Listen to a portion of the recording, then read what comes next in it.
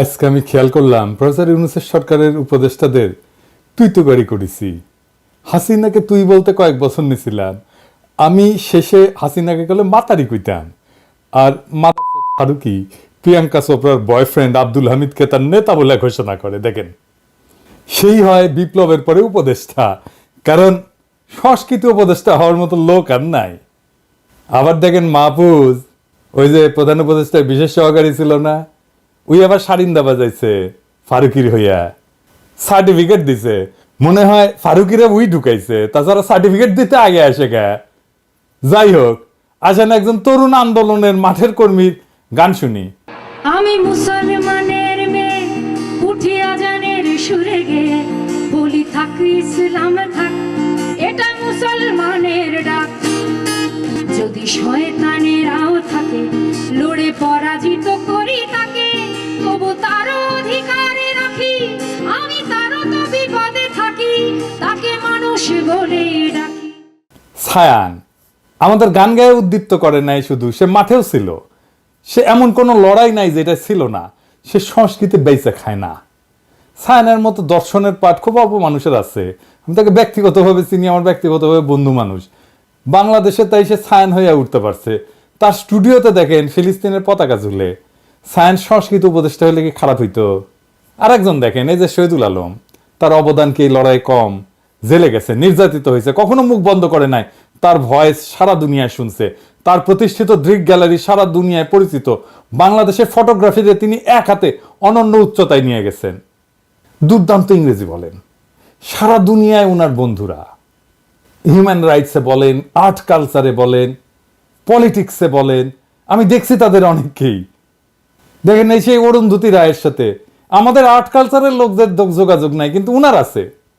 উনারে সংস্কৃতি উপদেষ্টা করা যেত না? সারা দেশ উল্লাস করত, আমরা খুশি হইতাম উনি সংস্কৃতি উপদেষ্টা হইলে। তাহলে ফারুকি কেন? নিশ্চয়ই কোনো বিশেষ কারণ আছে, বিশেষ উদ্দেশ্য আছে। উদ্দেশ্য হইতেছে মুজিব প্রেমীরে দিয়া ইন্ডিয়ান কালচারাল হেজিমনি আর আওয়ামী নটনটিদের পুনর্বাসন করা। আর মাহফুজ ওরা সার্টিফিকেট দিতেছে। এরা জায়গা দিবেন না। এটা জনতার সাথে, বিপ্লবের সাথে, শহীদদের জীবনের সাথে বিশ্বাসঘাতকতা। ওর জান কালা কালা করে দিবেন। এদের যেন প্রত্যেক দিন কাটে ভীতির মধ্যে। যেটি দেখবেন পচা ডিম মারবেন। মোস্তফা সারোয়ার ফারুকিরে পচা ডিম কেমনি চিনতে হয় জানেন তো?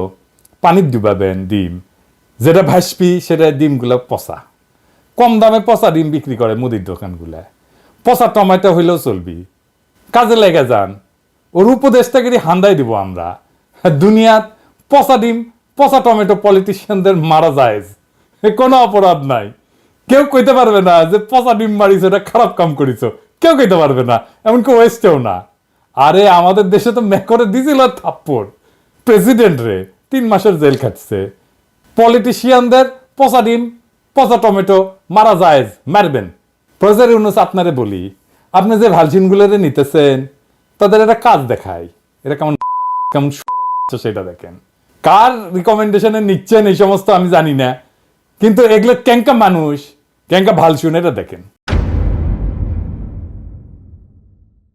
এই যে দেখেন 2024-2025 আয়কর নির্দেশিকা, মানে সবাই যে ইনকাম ট্যাক্স দিবি সেটার একটা আইন।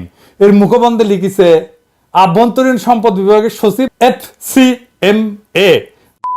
যেগুলো ডিগ্রি লাগায় না সেগুলো হয় অথবা হীনমন্যতায় ভুগে, সেজন্য ডিগ্রি লাগায়।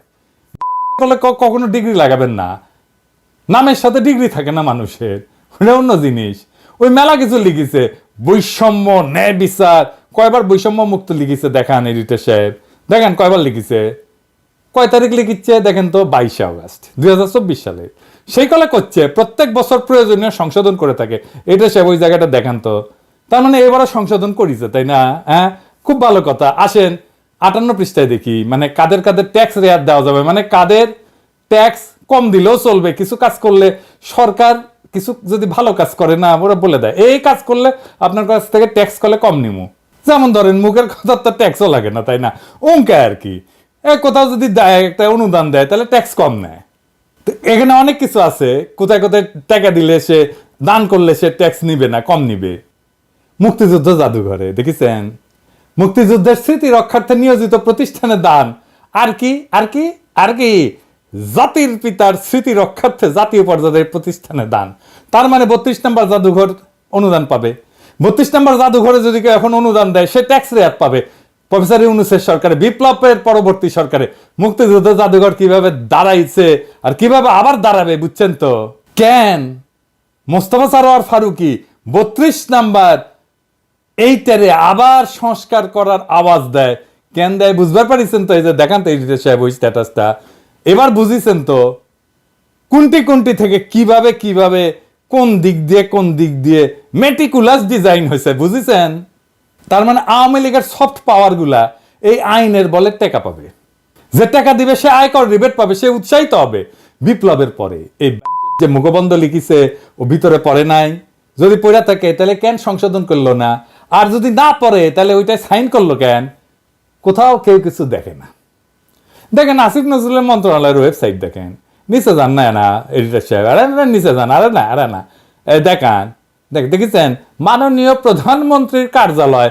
ওটা যে এখন আর প্রধানমন্ত্রীর কার্যালয় বলে বাংলাদেশে কিছু এক্সিস্ট করে না, এটা এখন প্রধান উপদেষ্টার কার্যালয় হবে, নিজের মন্ত্রণালয়ের ওয়েবসাইট। একবারও দেখেনি, ওটা সংশোধনই করেনি। দেখেছেন 3 মাস পার হয়ে গেছে। এভাবেই চলিচ্ছে প্রফেসর ইউনূসের প্রশাসন। সব কয়টা অপদার্থ। ভালো একটা বিষয় আছে কলে এটার, বুঝছাও? সেটা হইতেছে যে এত অপদার্থ মানুষ একসাথে টিকিট কেটে কিন্তু দেখতে পারা উচিত। আপনি কিন্তু পাবেন না কোথাও, খুব দুর্লভ কিন্তু এমন অপদার্থ মানুষ এতগুলো একসাথে। কিন্তু আপনি দেখবার পারিচ্ছেন ফ্রি। এটা একটা ভালো জিনিস, বুঝছাও? আর একটা জিনিস আলাপ করি, এই যে গুলি খায় আব্দুল্লাহ মারা গেল না, ও কিন্তু 100 দিন ভুগিছে। 5ই আগস্ট গুলি খাইছে, তারপরে 100 দিন ভুগিছে, তারপরে কুটিয়ে ওর চিকিৎসা হয়েছিল জানি না, কোন ভালসুন ডাক্তার ওর চিকিৎসা করেছিল জানি না, মাথা থেকে কলে গুলি বের করেছিল, তারপরে ফিরে গেছিল সে দেশ বাদশায় ফিরে গেছিল, তারপরে মাথার মধ্যে ইনফেকশন হয়েছে, বুঝেছ? আবার ফিরে আসছে, ওই ইনফেকশনে মারা গেছে। কোনো উপদেষ্টা গেছিল জানা যায় নাই। তার মরদেহের খাটিয়া তো 4 জন উপদেষ্টার বহন করা উচিত ছিল, ঠিক কিনা? যাবি কেনকে করিয়া? 75 ক্ষমতার চেয়ার আটকে গেছে। এই উপদেষ্টাগুলা হাসিনার চাইতো তালেবার হয়েছে। হাসিনা যেমন গণভবনে বসে বসে রাষ্ট্র চালাইতো, ঠিক এমনি হাসিনা যেমন মনে করতো যতদিন সে বেঁচে আছে ক্ষমতায় থাকবে, এরা ভাবিচ্ছে চিরজীবন ক্ষমতায় থাকবে। এরা ক্ষমতা থেকে গেলা এতে কি যে আছে কপালে আল্লাহ মানুষ, এরা বাইরে যেতে পারবে কিনা ঘর থেকে কে জানে। আমি তো আমার এপিসোডের শেষে একজন শহীদের গল্প বলি। আজ একজন শহীদের গল্প বলি। 6.5 বছর বয়সী মেয়েটির নাম রিয়াগো। মা বাবার সঙ্গে থাকতো নারায়ণগঞ্জ সদরের নয়ামাটি এলাকায়। 4 তলা বাড়ির ওপরের তলায় থাকতো ওরা। আন্দোলনের রেশ নারায়ণগঞ্জেও ছড়িয়ে পড়েছিল। শুক্রবার বিকেলে নয়ামাটি এলাকায় চলছিল সংঘাত আর গোলাগুলি। সেই গুলিতেই প্রাণ গেল ছোট্ট রিয়ার। দীপক কুমার গোপ ও বিউটি ঘোষ দম্পতির একমাত্র সন্তান ছিল রিয়া। স্থানীয় একটি রড সিমেন্টের দোকানে ব্যবস্থাপকের কাজ করেন দীপক। বিয়ের 5 বছর পরে এ দম্পতির ঘর আলো করে আসে রিয়া। এবছরই ভর্তি হয়েছিল স্থানীয় একটি প্রাথমিক বিদ্যালয়ে। ঢাকা মেডিকেল কলেজ হাসপাতালের মর্গের সামনে অপেক্ষা করছিলেন দীপক কুমার। সঙ্গে ছিলেন আরও স্বজনেরা। কথা হয় রিয়ার এক স্বজনের সঙ্গে। তিনি বলেন, বাসার ছাদে খেলতে গিয়ে বাবার কোলেই গুলিবিদ্ধ হয় মেয়েটা। এর চেয়ে কষ্টের আর কি হতে পারে? হেলিকপ্টার থেকে ছোড়া গুলিতে প্রাণ গেছে এমন অনেকের, তাদের খুঁজে বের করা হয়নি।